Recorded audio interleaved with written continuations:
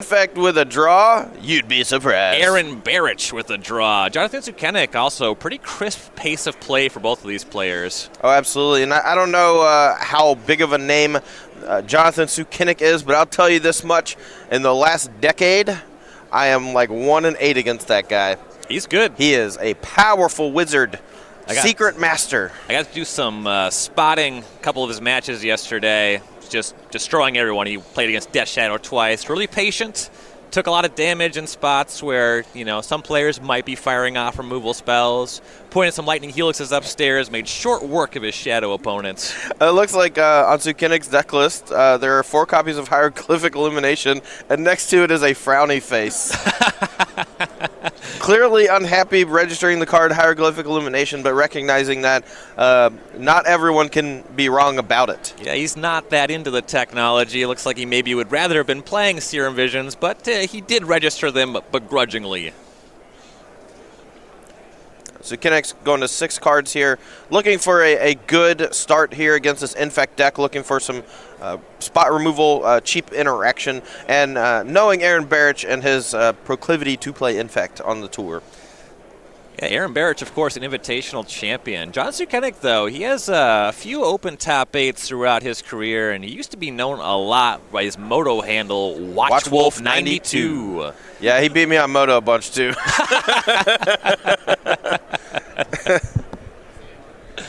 I know he used to play a lot of 4-color, little weirder builds of deck, but lately in Modern he has been playing Jeskai Control and more or less following what all the cool kids are doing, the Ben Nickliches. He does have that Secure the Waste. Players have been bringing that back as of late.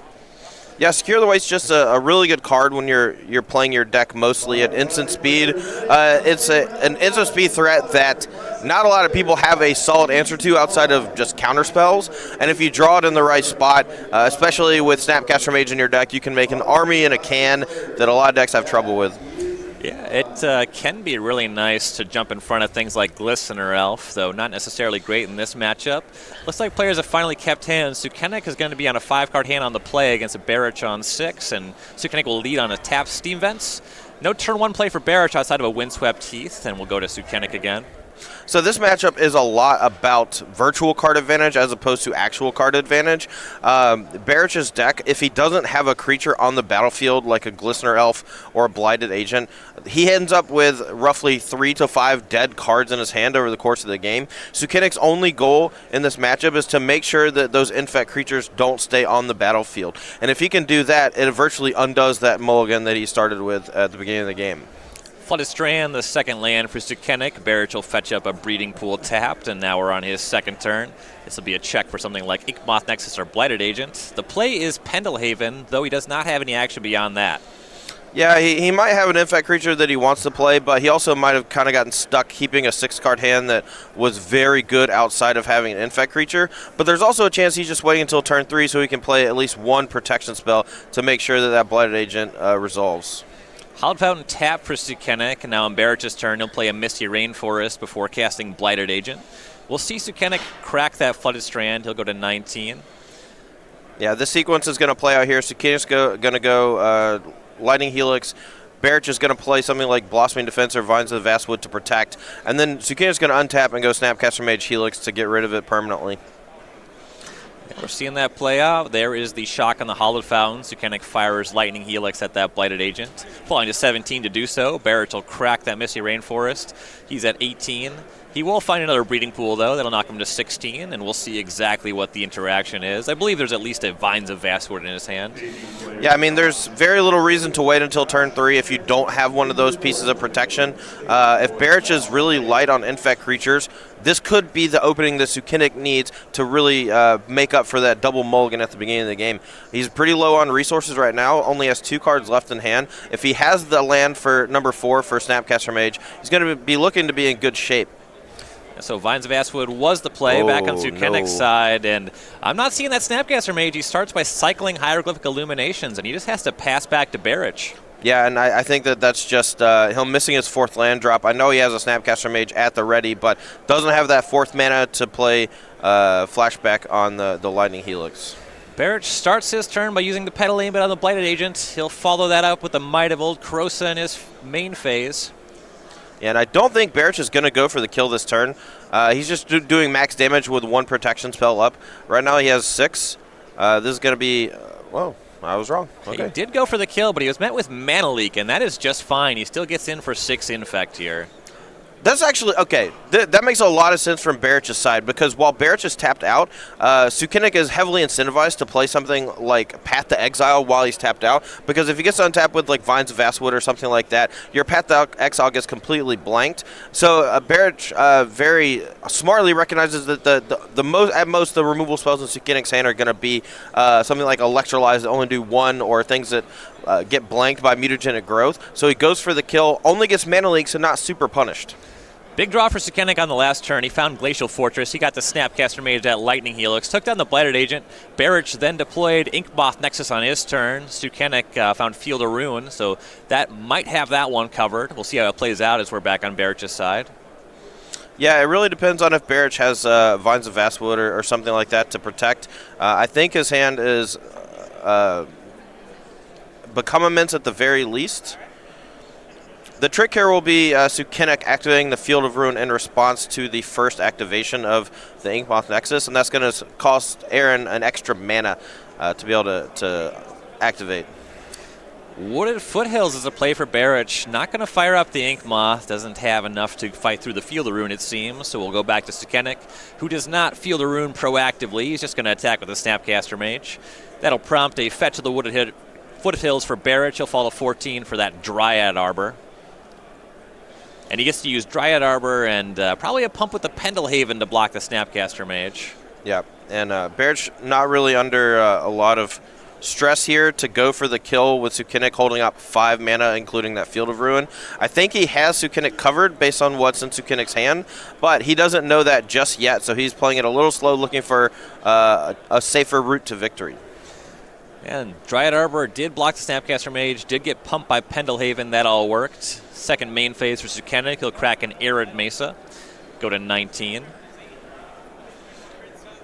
Yeah, Sukenik knows that the longer this game goes, the less likely it is he's going to win, just because he is pretty low on resources. He has a Teferi in hand that's just kind of rotting, a Spell Snare that's just kind of doing nothing.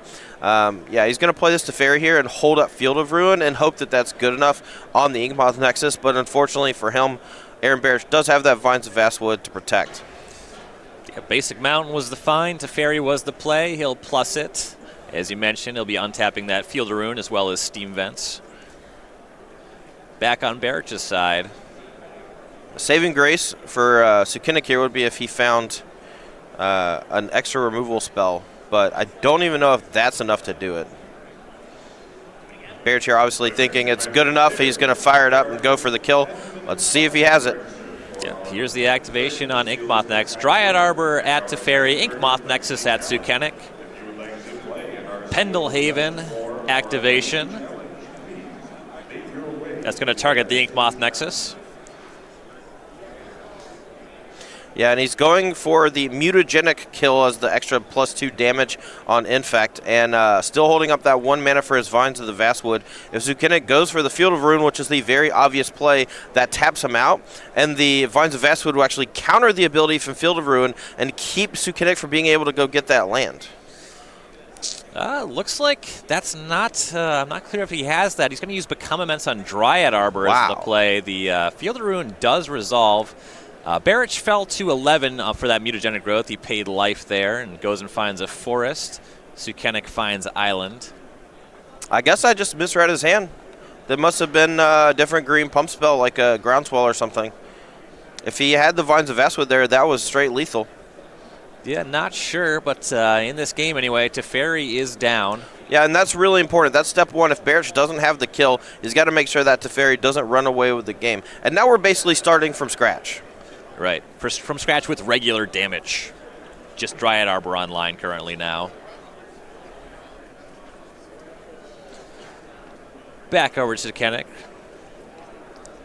As you mentioned, that Spell Snare still in hand. That will be good if the next threat that Barich draws is Blighted Agent specifically. Right. Play for Sukenik is Basic Island. He'll pass back. Regular damage is pretty tough to deal here for Barich's side because the Jeskai control decks are pretty well set up to beat stuff like Burn, thanks to Lightning Helix, Snapcaster, Lightning Helix. You see Sukenik took a bit of damage early from his mana, still at 19 life. Yeah, a couple Lightning Helixes really go a long way. Barich will attack with Dryad Arbor, pump it with Pendelhaven. That'll knock Sukenik to 17. Second main, Barich does have another Inkmoth Nexus. Yeah, but this is where the Jeskai control deck really loves Hieroglyphic Illumination. That end of turn Snapcaster Mage with all that extra mana allows him to draw 2 cards, and raw card advantage, not something you see a lot in Modern, and this Jeskai deck has it in spades, mostly because of Hieroglyphic Illumination. Yeah, so Sukenik does draw 2 cards off that Snapcaster Mage, and he's going to be aggressive. He'll attack with the Snapcaster, knock Barich down to 9. Scalding Tarn is the land for turn for Sukenik, and he'll pass back.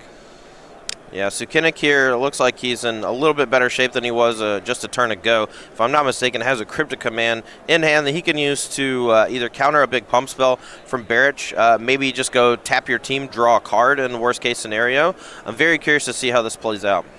Yeah, he has a lot of mana to leverage, which means Cryptic Command plus something, usually very good against the Infect deck. You know the card that threw me off in Barich's hand? It's a foil Distortion Strike.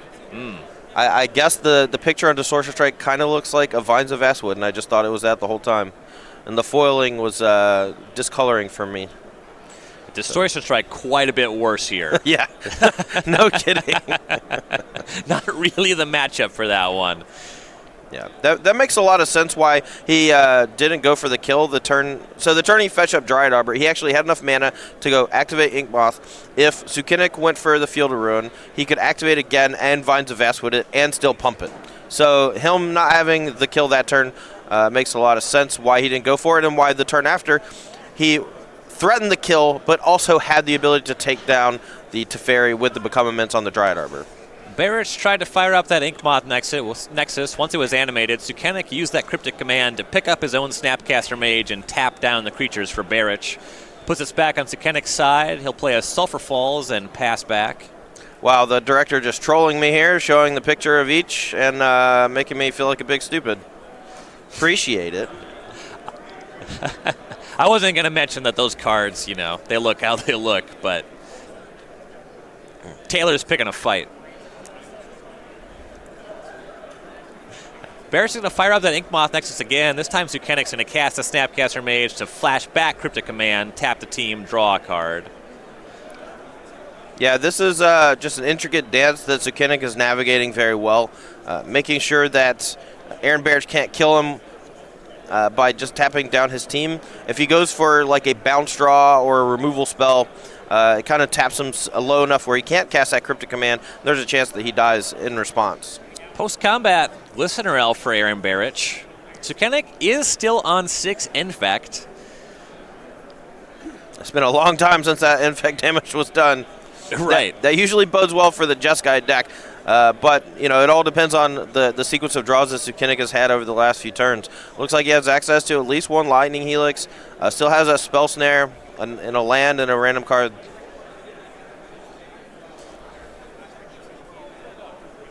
Sukenik thinking about what he wants to do here. The Jeskai deck at some point does end up playing that kind of burn strategy. He does have Barich down to 9, so he has to weigh exactly where he wants to point that Lightning Helix. Sukenik certainly a very deliberate player. The play for turn is Scalding Tarn, and he'll pass back. Yeah, I mean, Barich looking like he's going to go for something here. Usually when the Infect player has a potential kill, they start going through the different iterations of worst case scenario from the opponent. Here, Barich feels like he's far enough ahead he can just sit back on this Glistener Elf plus Pendelhaven and force Sukenik to do something first. Yeah, attack with Glistener Elf, meets a block with Snapcaster Mage. Barich just uses Pendelhaven to save the Elf. That's all that happens there. Sukenik cracks his Scalding Tarn down to 15 for a tapped Steam Vents. Yeah, I mean, I think Sukenik might just recognize that his best route to victory here is just burning Barich out. If I'm not mistaken, his hand has 2 Lightning Helixes in it, and he's just looking for that third piece of burn, though. I could be wrong. Ooh, it was a Supreme Verdict was the other multicolored card. That'll clean up the Dryad Arbor and the Glistener Elf. He does still need to deal with that Inkmoth Nexus, as he will now deploy a Search for Escanta.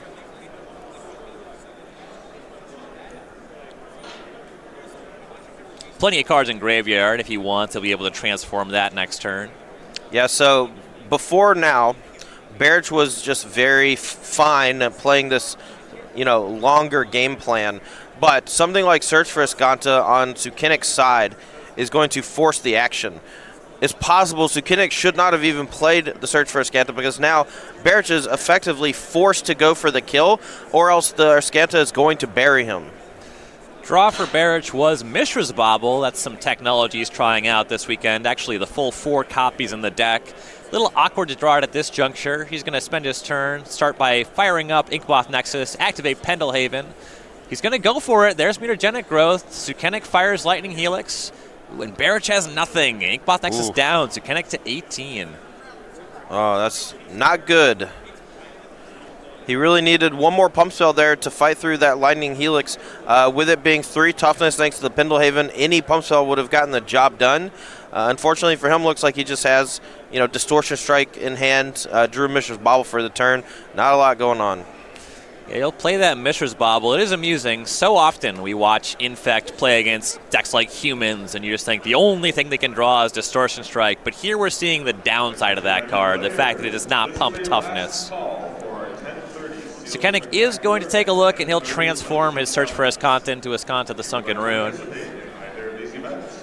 And he'll just pass back. Barich is going to use that Mishra's Bauble to target himself. He does still have an uncracked Windswept Heath, so he can choose if he wants to have that one or not. Yeah, that's one of the best parts about Mishra's Bauble.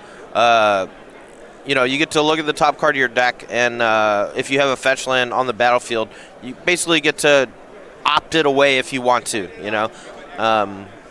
The fact that it's free is a really big deal for Infect for a number of reasons.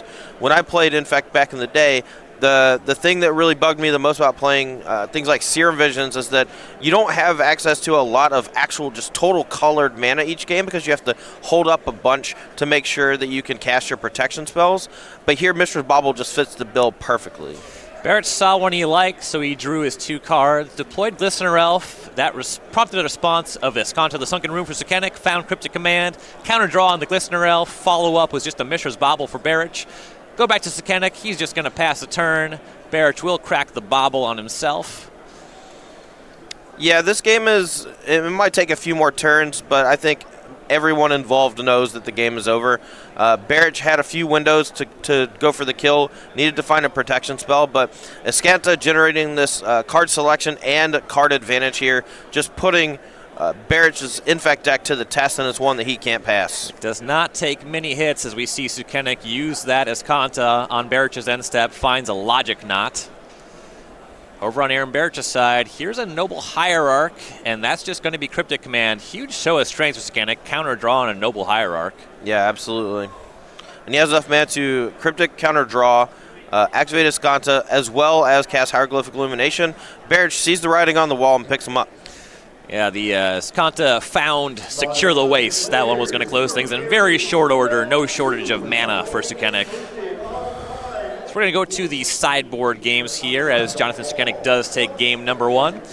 For our Infect player, Aaron Barich, the sideboard is going to be 1 Dissenter's Deliverance, a Nature's Claim, 2 Ceremonious Rejection, a Grafdigger's Cage, a Ravenous Trap, 2 Spellskites, a Dismember, a Spell Pierce, a Dispel, a Nissa Voice of Zendikar, a Distortion Strike, and 2 Shaper's Sanctuary. What do you like?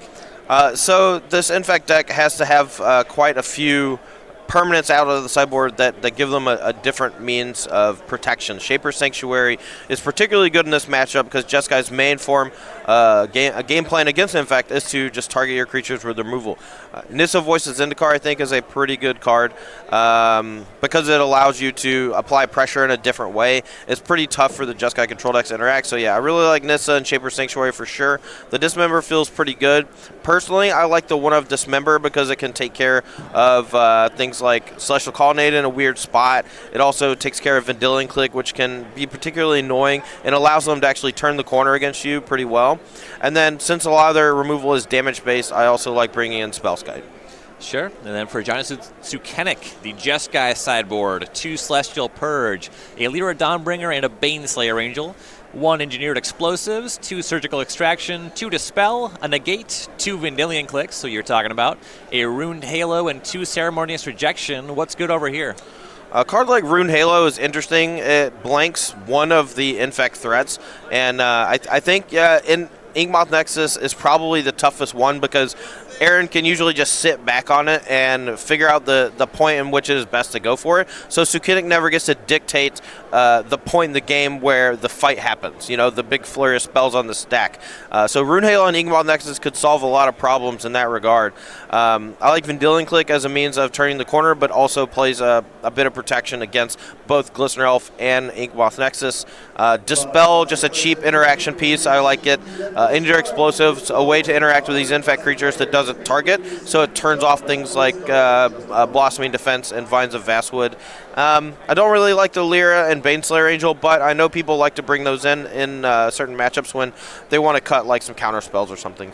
Sure. So for the most part, you see Barich going a little bit more mid-range, Sukenik going a little bit leaner. Right. No, definitely. The goal for both players is to meet somewhere in the middle. The Infat deck wants to present threats that are a little tougher to deal with, and that usually means they're a little more expensive, like Nissa Voices Zendikar. The Jeskai Control deck wants to lower the overall curve so that they can have more points of interaction, less necessary for them to gain raw card advantage as long as they don't die. Over on StarCityGames.com, we got a sale going, the Star City Games sale. We have hundreds of items with up to 35% off. See some nice features here. It's like an Italian land tax. You got those unstable basic islands. Oh, yeah. Dude, I love me some unstable lands. I've been playing with those basically every tournament since they've been legal. Yeah, tons of items on sale. Check it out. Go and browse on the site over there. And if I'm not mistaken, the sale actually updates like every couple days or every week, and mixes up which cards are marked down. So if you check it every few days, you might see something you like. Yeah, and use our wish list feature. If we have something you want to track, just keep it in your cart. Take a look at that, and you can be updated when what you want is on sale or comes back in stock, what have you. Yeah, I want to say the wish list feature is actually one of the cooler things about Star City, where especially during pre-order season, whenever a new set's about to come out, sometimes we run out of something, and then the wish list lets you know when that's back in stock and ready for pre-order again. There are some chase rares coming out of Ravnica Allegiance, and you can definitely use that for the Star City Games sale as well as pre-orders. Yeah, a really exciting set coming down the pipeline. We've been talking about Ravnica Allegiance previews all week here on the broadcast, and we have a lot of deep dive articles over on StarCityGames.com, which you can check out. Todd Anderson here, you've been writing some of those. Who? Who called my name? That was me. Whoa. What's going on? Where am I?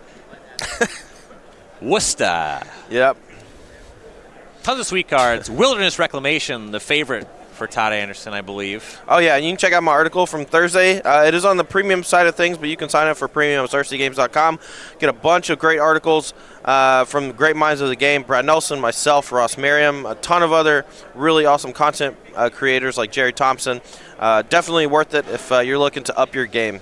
And remember, with your premium subscription, you do get a little bit of a discount on boxes from the new set. Well, you get a discount on boxes. I believe you get a discount on singles, too.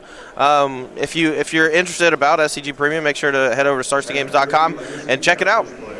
We are underway in game number 2. Barich on the play. Here's a breeding pool down to 18, and Glistener Elf Mishra's Bauble is the play. All right, to talk a little more about Mishra's Bauble, I discussed Serum Visions as a card that I played sometimes, but I never wanted to play 4 in the deck. Not because it costs blue mana, but because it costs mana at all. Gitaxian Probe was great because it allowed you to cycle, push you towards Become Immense, gave you a piece of information about your opponent's hand, but it was free. And that was the most important part, is that it was free. Mishra's Bauble, while it's not as powerful as something like Gitaxian Probe, you do get that free ability. It does give you a bit of card selection when you target yourself with a fetch land on the battlefield, and it's free, so it pushes you towards Become Immense a turn earlier. Sukenik not interested in letting Barich untap with that Glistener Elf and green mana. He'll start with Flooded Strand for Hallowed Fountain and Path to Exile right away. Sukenik to 17, Barich finds Basic Forest. No, but that's actually good news for Barich because it means Sukenik's removal is not very good, or there's not a high density of it. this Nissa Voices Zendikar here on turn 2, because of that Path to Exile, is going to be a really big problem for Sukenik. He doesn't have that many ways to actually interact with Planeswalkers outside of just Burn Spell. And if he had those in his hand, he would have used that on the Glistener Elf instead of that Path to Exile. Yeah, this is a huge punishment, and it's not just the turn 2 Nissa. The land was also Inkmoth Nexus. Really scary stuff on Barich's side. Use that Mishra's Bauble, so that redraw has already happened. We'll go back to Sukenik, but he's got a lot to clean up. He'll start by shocking for a Steam Vents. He's at 15. He just has to pass back from there. Yeah, just holding up a Logic Knot right now. You can see in his hand, if you look closely, he does actually have that Runed Halo that he was going to use on that Inkmoth Nexus, but now having to contend with that one of Nissa Voices Zendikar, that could threaten Ultimate in just a few turns. And at some point, if it takes some damage from like a Lightning Bolt or something, Aaron can just start minusing and pumping all those tokens and letting them get in for lots of damage. Noble Hierarch's the play. That plant token will ship in for 1, Sukenik to 14. Barich will plus the Nissa again, second plant token. On Sukenik's side, Scalding Tarn is the play. Didn't have any end-step action, no main phase action again. So we go back to Barich. Plant will serve in for 1. Third plant token will be produced. Sukenik's at 13. Now, it's interesting to note, people when they play against Infect have this mentality like, oh, my life total doesn't matter. You saw Sukenik go fetch Shock on turn 1, Shock on turn 2. He's already down to 13 life from these 2 chip points from the LA Raft plant tokens via the Exalta from Noble Hierarch. And Barich's deck is full of pump spells. At any given time, if Sukenik ever taps out, or if Barich just has a huge block of pump spells, he could just go for the kill on normal damage. Play end step for Sukenik. He'll crack that Scalding Tarn, find Basic Island, and here's Vendilion Click. We'll get a look at Barich's hand. Dispel, Become Immense, Groundswell, Vines of Vastwood, Blossoming Defense. That is a lot of action. Yeah, I think the most unique card here is definitely Dispel. And when I'm playing a discard effect or like a Vendilion Click, I usually try to look for the card that is most unique in my opponent's hand. All these other cards, there's basically 2 protection spells and 2 big pump spells. And Dispel is the one that can like counter my Cryptic Command, and maybe I can claw back in this game if that Dispel isn't there. Yeah, Cryptic Command, things like Electrolyze you really want to resolve on a battlefield like this, so the pump spells kind of cover that anyway. The Cryptic is the big one if Barich wants to do something like -2 that Nissa and start attacking with all the plants. Yeah, I think this is pretty telling from Sukenik's side. He's playing this Vendilion Click out. Chooses actually to take the Blossoming Defense. It's an interesting choice, but one that he's making for good reason. I always trust Watchwolf, man. Dude knows what he's doing. Yeah, Blossoming Defense was the pick. Barich will redraw off that, and we'll go back on Sukenik's side. Before I was thrown off by the choice there of the Vendilion Click, what I was going to say is that playing the Vendilion Click is telling. It means that Sukenik doesn't have Supreme Verdict in hand right now, which I think he would use at this point to clear off those plants in that Noble Hierarch.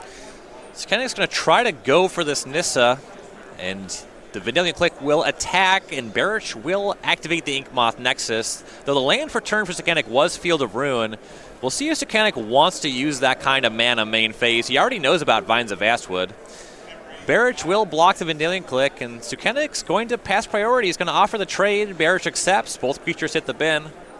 Yeah, I think it's a pretty smart trade there from Barich. He has the ability to basically double pump spell to protect the Inkmoth Nexus, but that's not really something that he wants to do at the moment. He's pretty far ahead on the battlefield thanks to that Nissa Voices Zendikar, and if Sukenik doesn't have some way to get it off the table by next turn, Barich is going to threaten that ultimate. Yeah, the -7 is approaching. The Nissa is currently at 6. Card that we have not really seen too much of. It has been showing up as a one-of in these Infect sideboards in Modern. Sukenik is going to use that Field Room main phase. It's going to target the Breeding Pool. One of 2 sources for blue mana that Barich had is they do not play Basic Island. Sukenik's going to find a Plains. Barich is going to find another Forest. But yeah, look at that -7 for Nissa Voices Zendikar. You gain X life and draw X cards, where X is the number of lands you control. Notably, Barich did just trade off his 3rd land, so it's just a couple lands, but... Right, and he doesn't... The thing is, the Nissa never has to ultimate in this matchup. If he just starts minusing to make +1/+1 counters on the plant tokens, that puts a lot of pressure on Sukenik's life total. He's already down to 12. Yeah, -2s over the course of several turns. look to be a bit more threatening. The Sukenik does have a plan. You were talking earlier about how leaving the Dispel was a little bit peculiar. Sukenik's plan seems to involve going for that blue mana. As you see the breeding pool going away and see if he has some answer for the Noble Hierarch. He's going to start with this Ruined Halo here, though. That's going to name Noble Hierarch. That's interesting. So with Ruined Halo, you actually have to name a card name. Most things like that, you have to name an actual card. And what is happening? Ooh, all right. I like this play. So Barich is casting against that Vines of Vastwood. He's going to dispel his own spell, building up the graveyard. He's going for the kill. Yeah. He's going for the damage kill right now with double pump spell. He has Become Immense and another pump spell in hand to go with the 3 damage that's attacking right now. And that's going to be enough. Yeah, -2 on the Nissa. There's Become Immense. There's Groundswell. Land was deployed. That's 13. We're going to game number 3. Wow. Excellent use of all of the pieces of the Buffalo there by Aaron Barich. Using Dispel on your own card, not something you see a lot. Reminds me a lot of when I played Infect and I used a Dismember on my own Dryad Arbor to power up a Become Immense for the kill. It's rare that you get those sweet lines where you counter your own card or kill your own creature just to power up that Become Immense, but right there, that was something to see. Yeah, and a lot of this game, it did come down to Barich having a turn 1 Glistener Elf and Sukenik's answer being Path to Exile. That turn 2 Nissa Voiceless Zendikar, that was a huge punishment, and Barich leveraged that in a huge way. Yeah, I mean, normally the Infect decks don't deal normal damage, but something like that Nissa Voices Zendikar after sideboard does give you that ability, while also just being a threat on its own with the ultimate. Yeah, and we saw those players approaching that kind of convergence we talked about with sideboarding. Barich trying to go a little bit bigger, 3-mana Planeswalkers, not huge, but if you have it on turn 2, that's going to have a massive impact on the game. He's been around this Infect deck a lot, though, has Aaron Barich, the Season 1 Invitational champion last year. Take a look at his 2018 year, 14 open plays with the top 8, but all-time, 6 top 8s with a win, Invitational top 8 with a conversion. Yeah, and that's the big point. 1 top 8, 1 win. He was playing Infect during that top 8. In Modern, a lot of times you'll see metagames revolve around this one really degenerate deck, and Infect is almost always the counter to that strategy. That tournament, it felt like Ironworks Combo was going to win the day. There were 2 people in top 8 with it, and Aaron Barich ended up taking them both down as well as multiple other opponents. Yeah, the 22-year-old from Gulfport finished the fastest untimed rounds I think we've ever seen in an Invitational top 8. Yeah, it was fun to see. I've known Aaron for quite a few years now. From Mississippi, he used to go to the same types of tournaments that of Tom Ross, and then when Barich started really picking up steam on the SCG Tour, he stayed over at Tom's house a few times, and we really got to know each other. And since we played a lot of the same strategies, we got to talking and stuff, and seeing him finally take down an Invitational after all these years was something to watch. Yep. Very bright player. I'm sure we're going to see plenty more results for Barich. Off to a 9-0 start in this tournament and fighting for the 10-0. Yeah. Always wearing that silly hat. I'm going to buy him a new hat one day. I think that there's a couple of them. I think you're right, actually, because that doesn't look like the one he was wearing when he won the Invitational. Yeah. We just saw it on screen, right? That was in his profile picture. That isn't the same hat, you're right. Maybe this is his new lucky hat. Maybe this is the unlucky hat, and he's going on hard mode this weekend. That's fair. Players looking at their opening hands. Barich is going to mulligan to 6 pretty quickly here. Sukenik will be on the play for game number 3. It is a sigh of relief to be the Lightning Bolt Path to Exile, to be on the play against Infect. Infect and Burn, kind of 2 decks in Modern that really incentivize you being able to play your lands on time. Burn, you want them tapped. Against Infect, you just want to have more of them. Right. No, the mana battle in the first few turns is definitely going to be a choke point for the Jeskai control deck. If they are able to interact on turns 1 and 2, it's going to be pretty tough for Infect to really get a foothold on the battlefield. But if either of those turns involve nothing from the Jeskai control player, that'll usually leave a window for the Infect deck to resolve something. And then after that, it turns on a lot of the rest of their protection spells as well as their pump spells. Barich will keep on 6, square to the bottom. Sukenik will start us off with an Arid Mesa, and we'll go over to Barich. Wooded Foothills cracked. Most likely a breeding pool, we'll find out. Noble Hierarch and Mishra's Bauble will be cast. Interesting that Aaron chose to play the Bauble after fetch land. It's possible that just means he doesn't have another land, and his plan is to just pop it on Sukenik during the end step to get a little more information, or perhaps during the draw step to know one of the cards in Sukenik's hand. Also possible that just not casting the Noble Hierarch on turn 1 is just too big of a cost. Oh, no, it's not about that. That just means he doesn't have a non-fetch land in hand. Yeah, you always want to get that Noble Hierarch on the battlefield on turn 1 if possible. It just gives you such a burst in overall mana generation in the first few turns, and forces Sukenik to actually interact with it if he wants to slow your deck down a bit. Breeding Pool was the find for Barich, so he's at 17. Sukenik cracked that Mesa for a tap. Steam Vents on a turn going to 19. After that resolved, Barich used the Mishra's Bauble to look at the card Sukenik was going to draw, got his Bauble trigger. Sukenik's going to play Flooded Stranded second land, and Barich will start the second turn here. Yeah, so there was no interaction on turn 1, no Lightning Bolt to kill the Noble Hierarch. Sukenik here could have a number of pieces of interaction, though, with his 2 mana, something like negate, something like the one with Delve, the name escapes me. It's in his hand right now. I'm looking at it. There it is, Logic Knot. Couple big plays for Barich. Second Noble Hierarch, Inkmoth Nexus, and Spellskite on the stack. That'll prompt a response. Sukenik will crack Flooded Strand. Yeah, this Spellskite is a pretty big deal for Barich if it resolves. Looks like he's already putting it into the graveyard. Sukenik getting Logic Knot ready. Hollowed Fountain, Sukenik down to 16. Here is Logic Knot. That'll exile Flooded Strand. Barich will not pay 1. Something pretty amazing about the human brain. I can tell you my exact 15-card sideboard from my Grand Prix top 4 in Houston in 2010. But I can look at the card in Sukenik's hand, Logic Knot, have cast it multiple times myself, have seen it cast hundreds of times, and I can't bring it to the forefront of my brain for a split second. That's the Delve one. I can literally recite the text. I probably know the flavor text, but that would be impressive. For the life of me. Basic Plains, a third land for Sukenik. We go back to Barich.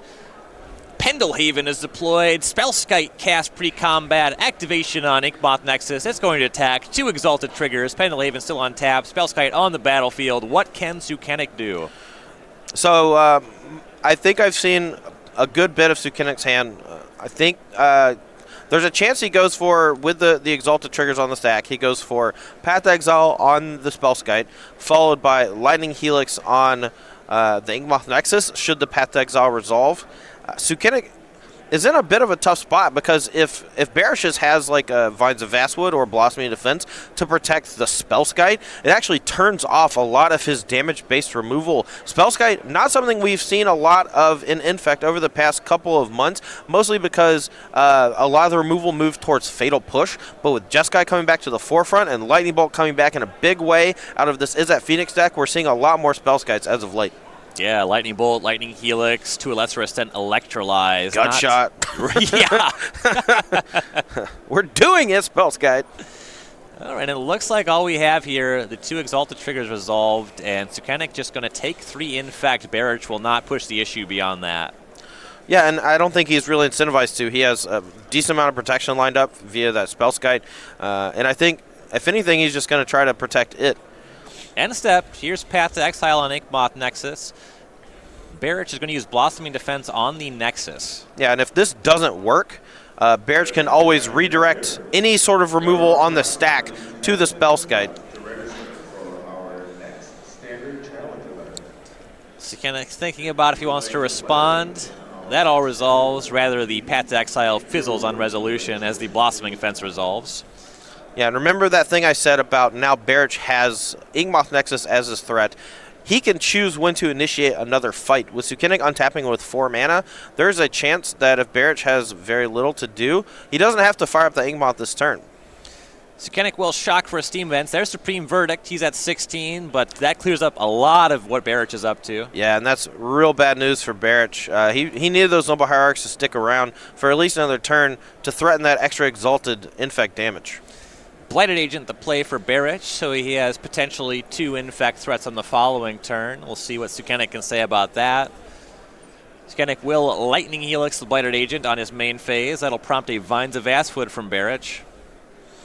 Yeah, the problem here is that Barich is going to empty-handed, and Sukenik's entire deck revolves around interacting with the opponent. Like, he can wait till upkeep here with that 3 mana. He can go Snapcaster Mage, Path to Exile, and just wait to see if Barich goes for a pump effect on any of these 2 infect threats. Sukenik will shock to 12 for a Hallowed Fountain, and we're back on Barich's side. Draws up to 1 card in hand. No activation on the Ink Moth. Blighted Agent will serve, and Barich will activate Pendelhaven. Yeah, and this is Barich is actually just in a spot trying to figure out why Sukenik shocked to deal himself damage. Figures out that it was Snapcaster Mage. Goes for just the pump on Blighted Agent and with the Pendelhaven, and has the protection spell. Sukenik went to 5 Infect. NSAP tried to Snapcaster Path to Exile. That was met by Spell Pierce, so Blighted Agent's still hanging around. Sukenik will spend his turn attacking Barich down to 15 with the Snapcaster. It can't block Blighted Agent or Inkmoth Nexus anyway. So we go back to Barich. Try for another attack with the Inkmoth plus Pendelhaven. This time Sukenik going to Path to Exile right away. I'm curious why he chose not to attack with the Inkmoth Nexus without that piece of protection. He could have Pendelhavened the Blighted Agent and then fired up the Inkmoth Nexus to play around Electrolyze. But in this spot, I feel like he needs to get those little chip points in. Obviously, the card in his hand could change my thoughts on that, but without that knowledge, I'm unsure of what the correct play is here. Barich found a forest with the Path to Exile. Sukenik spent the turn again attacking with Snapcaster Mage. Barich at 13. Now, Barich will fire up the Inkmoth Nexus. It attacks. Sukenik will flash in Vendilion Click as a potential blocker. Going to target Aaron Barich with that ability. With that on the stack, Barich will use Pendelhaven on the Inkmoth and then Blossoming Defense on it.